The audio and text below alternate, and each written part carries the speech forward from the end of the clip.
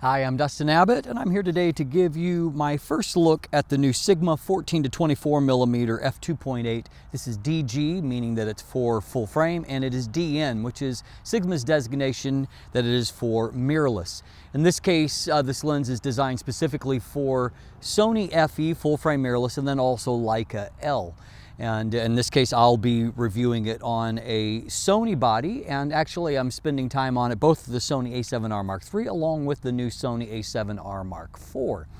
And so today we're going to take a closer look at the build and the handling, and also do some comparison to some of the features and the size and the strengths as compared to another very popular wide-angle zoom that's just been released, and that is the Tamron 17 to 28mm F2.8. And so we're going to jump in, we're going to take a look at a visual comparison here and draw some conclusions from that. Let's take a look. And so unlike the previous Sigma lenses that I have reviewed from the Art series on Sony, this is a fresh design, and so it's not just an adapted essentially version. And so you can see a difference looking in the back, that the lens design comes all the way to the back rather than there being a space, where previously you had just kind of the adapter that was built into lenses. And so I was a big fan of the original 14 to 24 art on DSLRs. What we've got here is a fresh design that takes advantage of some of the engineering realities that allows you to produce a smaller and lighter lens comparatively to DSLRs. And so of course that's a very welcome change.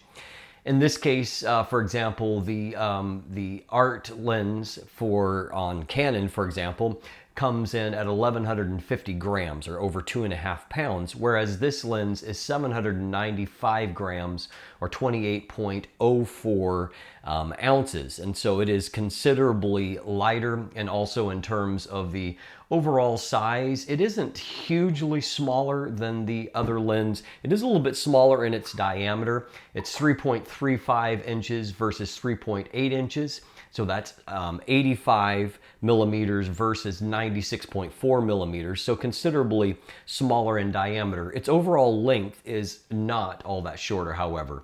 The length is 5.16 inches, or 131 millimeters, compared to 5.32 inches, or 135.1 millimeters for the DSLR version. And so not significantly smaller on that front. Now, the lens that many people might be cross-shopping and considering is another recent release on Sony, and that's from Tamron, the 17 to 28mm f2.8. So obviously a fairly dramatically different focal length, and certainly a very different approach to the overall design. You know, even the design philosophy. Sigma has gone for, you know, what is still a fairly extreme instrument, 14 to 24 millimeters. And 14 millimeters is a very wide focal length to be paired with a maximum aperture of f2.8. Of course, Tamron has gone with a far less extreme focal length. 17 millimeters is wide, but not particularly wide. And of course, 28 millimeters is not a super long focal length on the other end as well. And so it's allowed them to create what is clearly a much smaller and lighter lens. And so again, looking at the weight, 795 grams for the Sigma, only 420 grams for the Tamron. And while the Tamron itself is only 2.87 inches, or 73 millimeters in diameter, which gives you the ability to use traditional front filters at a very common 67 millimeter size. Of course, the Sigma has to have a fixed lens hood and has a bulbous front element, so it can't take traditional front filters. There is the ability to add on a bit of a rear gel filter holder, which we'll get to in just a second. But its diameter, of course, is 85 versus 73 millimeters, and the overall length is 131 millimeters versus 99 millimeters. And so the actual lenses themselves, the Tamron has a much larger rear cap, but you can see the overall length of the lenses themselves is significantly different. put the lens hood in place, the overall length looks a little less extreme. But of course, for storage, the Tamron has the advantage of being able to reverse that lens hood or to not use it at all, whereas that's not an option when using the Sigma. So of course, two different design philosophies, and of course the other difference in the design philosophy is when it comes to the price tag. $899 US for the Tamron. The Sigma comes in at a pretty hefty $1,399 US, and so we're talking about a significant difference in price. However, to be fair, the Sigma is a much more extreme instrument. As I noted, 14 millimeters is very wide, and this is a great zoom range, extremely useful. You can go from very wide to moderately wide at 24 millimeters, which gives you a lot of options in framing a particular scene.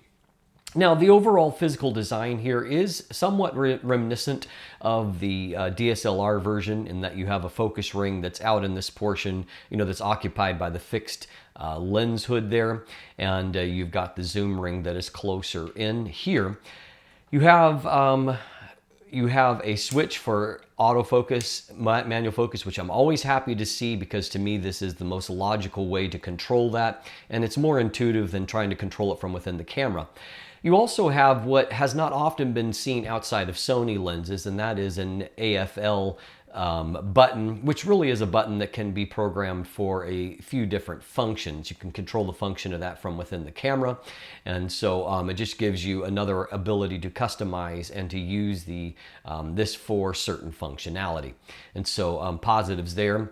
And as far as the actual internal zoom action, you can see that there is some movement of this front element, but it's all within the constraints of the lens housing itself. So this is technically an internal zooming lens. There is weather sealing at different points, including a gasket here, and some internal seals as well. And so this is a lens that is very well built and ready for some of the rigors involved with shooting.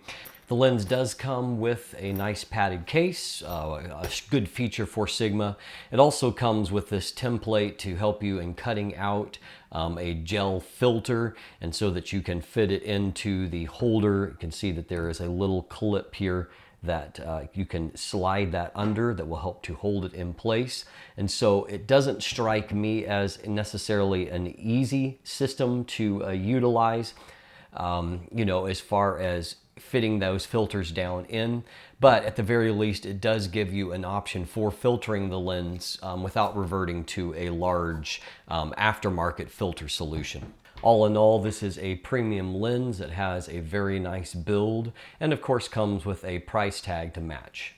So a lot of good news when it comes to the build, and I've already heard some anecdotal feedback from some of you that have also had an opportunity to have this lens in hand, and you've responded how kind of refreshing it is to have a moderately sized Sigma lens. And so while in an absolute sense it is of course larger than what the Tamron is, that's to be expected because it takes on a much more challenging focal length.